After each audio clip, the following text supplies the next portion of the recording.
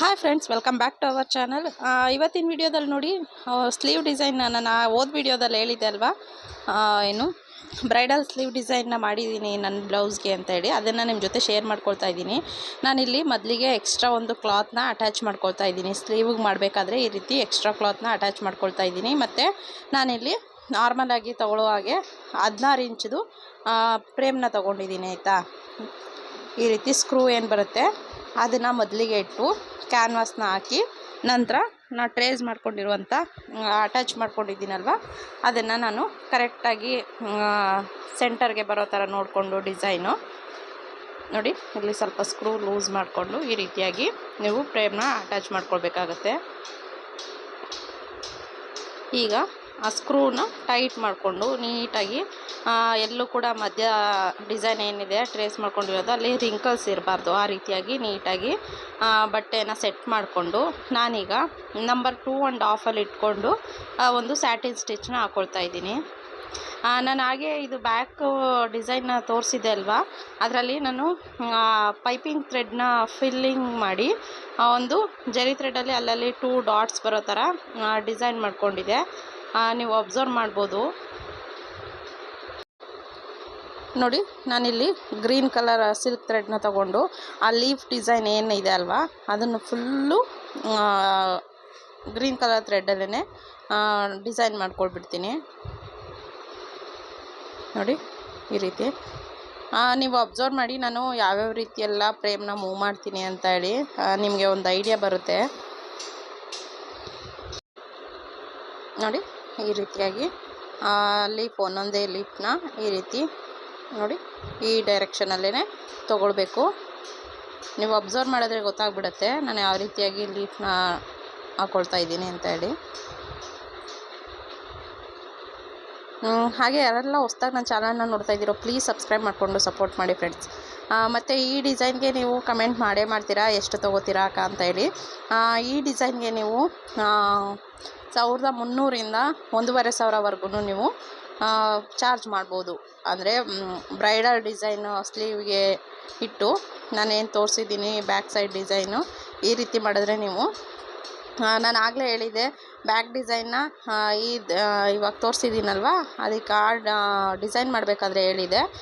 ಇದೇ ರೀತಿಯಾಗಿ ಸ್ಲೀವ್ಗೆ ಇಟ್ಟರೆ ನೀವು 600 ಅಥವಾ 650ವರೆಗೆ ಚಾರ್ಜ್ ಮಾಡ್ಬೋದು ಅಂತ ಹೇಳಿ ನೋಡಿ. ಈ ರೀತಿ ನೀವು ಬ್ರೈಡಲ್ ಡಿಸೈನ್ ಎಲ್ಲ ಮಾಡ್ತೀರಾ ಅಂತಂದರೆ ಆರಾಮಾಗಿ ನೀವು 1300ರಿಂದ 1500ವರೆಗೆ ನೀವು ಚಾರ್ಜ್ ಮಾಡ್ಬೋದು. ಯಾಕಂದರೆ ಇದು ಸ್ವಲ್ಪ ಟೈಮ್ ಹಿಡಿಯುತ್ತೆ ಆಯಿತಾ.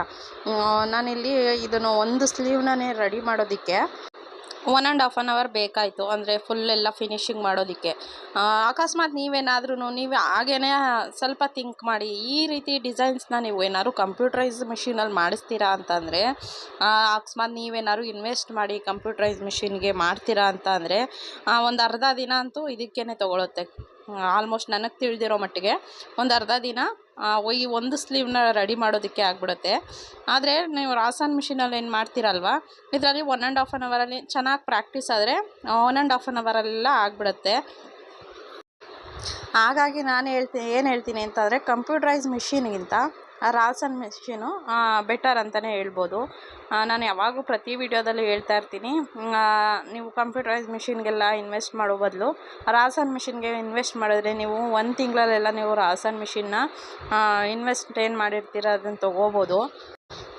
ನಾನು ಈ ಬ್ಲೌಸ್ದು ಸ್ಲೀವ್ನ ಮಾಡೋದಕ್ಕೆ 2 ಸ್ಲೀವ್ ರೆಡಿ ಮಾಡೋದಕ್ಕೆ 2 days ತೊಗೊಂಡೆ.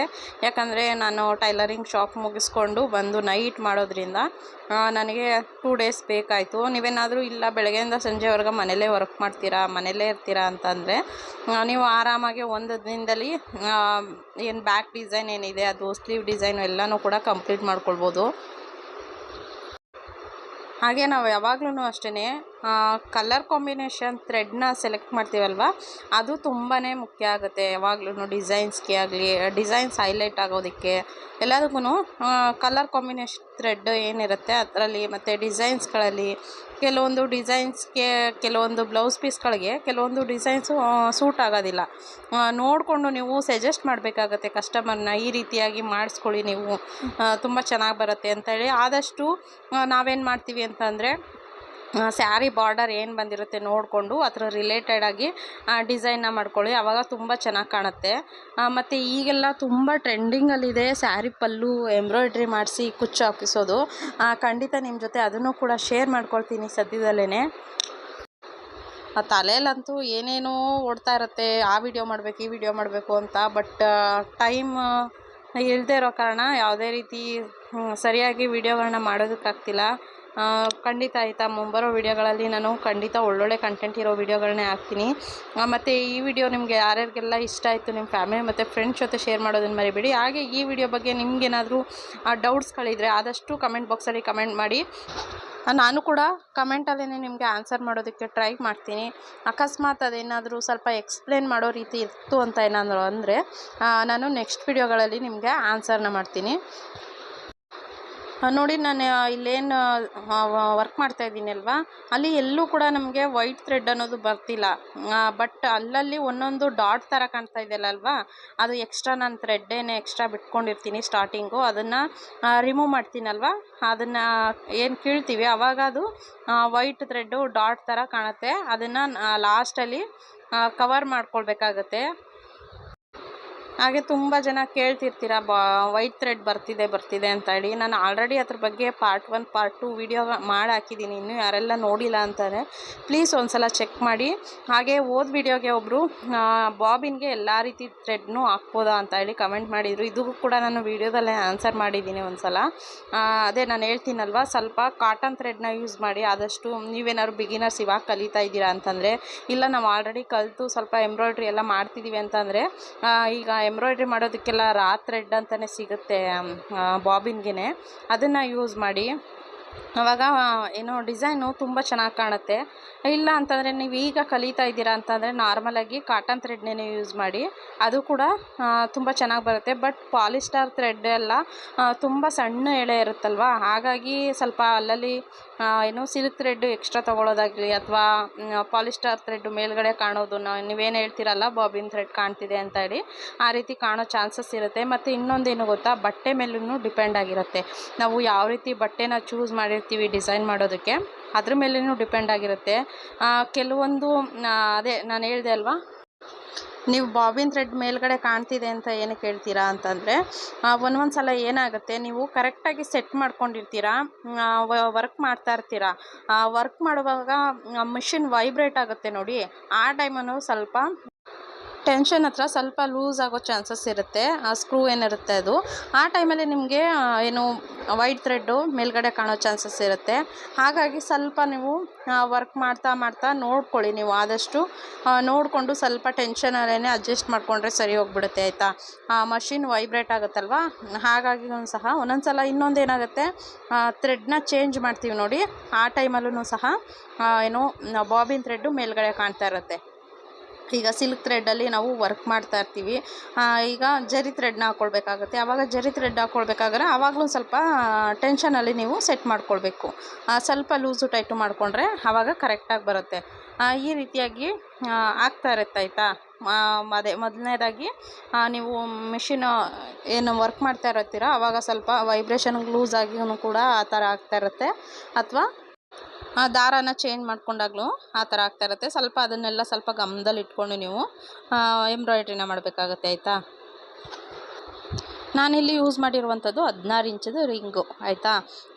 ನೆಕ್ ಡಿಸೈನ್ ಮಾಡಬೇಕಾದ್ರೆ ಈ ರಿಂಗ್ನ ಹಾಕ್ಕೊಂಡ್ರೆ ಒಂದೇ ಸಲ ಎಲ್ಲೂ ಕೂಡ ರಿಂಗ್ ಬಿಚ್ಚೋದಾಗಲಿ ಮತ್ತು ಸೆಟ್ ಮಾಡೋದಾಗಲಿ ಇರೋದಿಲ್ಲ. ಒಂದೇ ಸಲ ಫುಲ್ಲು ಬ್ಯಾಕ್ ಡಿಸೈನು ಫ್ರಂಟ್ ಡಿಸೈನ್ಗೆ ಇನ್ನೂ 10 ಇಂಚದನ್ನ ಹಾಕ್ಕೊಂಡ್ರು ನಿಮ್ಗೆ ಆಗುತ್ತೆ. ಬ್ಯಾಕ್ ಡಿಸೈನ್ಗಂತೂ 16 ಇಂಚದು ಕಂಪಲ್ಸರಿ ಬೇಕಾಗುತ್ತೆ ಆಯಿತಾ. ಮತ್ತು ಈ ರೀತಿ ಬ್ರೈಡಲ್ ಸ್ಲೀವ್ ಮಾಡಬೇಕಾದ್ರೂ 16 ಇಂಚು ರಿಂಗು ಬೇಕೇ ಬೇಕು. ಬಟ್ ಏನಾಗುತ್ತೆ ಗೊತ್ತಾ, ಮಧ್ಯ ಸೆಂಟರ್ ಏನಿದೆ ನೋಡಿ, ಅಲ್ಲಿ ನಿಮಗೆ ಸ್ವಲ್ಪ ಎಂಬ್ರಾಯ್ಡ್ರಿ ಮಾಡೋದಕ್ಕೆ ಕಷ್ಟ ಆಗುತ್ತೆ. ಯಾಕಂತಂದರೆ ಆ ರಿಂಗು ತಡೆಯುತ್ತೆ. ಹಾಗಾಗಿ ಈ ರೀತಿ ಬ್ರೈಡಲ್ ಸ್ಲೀವ್ ಏನು ಮಾಡ್ತೀರಾ ಆವಾಗ ನೀವು ಸ್ವಲ್ಪ ಮತ್ತೆ ಕ್ಲಾತ್ನ ರಿಮೂವ್ ಮಾಡಿ ಮತ್ತೆ ಸ್ವಲ್ಪ ಅಡ್ಜಸ್ಟ್ಮೆಂಟ್ ಮುಂದಕ್ಕೆ ನೀವು ಕ್ಲಾತ್ನ ಹಾಕ್ಕೊಂಡು ವರ್ಕ್ನ ಮಾಡಬೇಕಾಗತ್ತೆ. ಇದೊಂದು ಪ್ರಾಬ್ಲಮ್ ಆಗುತ್ತೆ. ಅಂದರೆ ಈ ರೀತಿ ಬ್ರೈಡಲ್ ಸ್ಲೀವ್ ಮಾಡುವಂಥ ಟೈಮಲ್ಲಿ ನೋಡಿ ಯಾವ ರೀತಿ ಬರ್ತಾ ಇದೆ ವರ್ಕ್ ಅಂತ ಹೇಳಿ.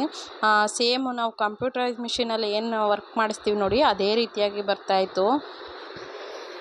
ಹಾಗೆ ನನ್ನ ವ್ಯೂವರ್ಸ್ಗೆ ಇನ್ನೊಂದು ಹೇಳಬೇಕು ಏನಂದರೆ, ನಾವು ಯಾರ್ಯಾರೆಲ್ಲ ಟೈಲರಿಂಗ್ ಮಾಡ್ತಿರ್ತೀರ ನೋಡಿ, ಆದಷ್ಟು ನಿಮ್ಮ ಹೆಲ್ತ್ ಬಗ್ಗೆ ನೀವು ಸ್ವಲ್ಪ ಗಮನ ಕೊಡಿ. ಯಾಕಂದರೆ ಇವಾಗ ಆಲ್ರೆಡಿ ತುಂಬಾ ಬಿಸಿಲು.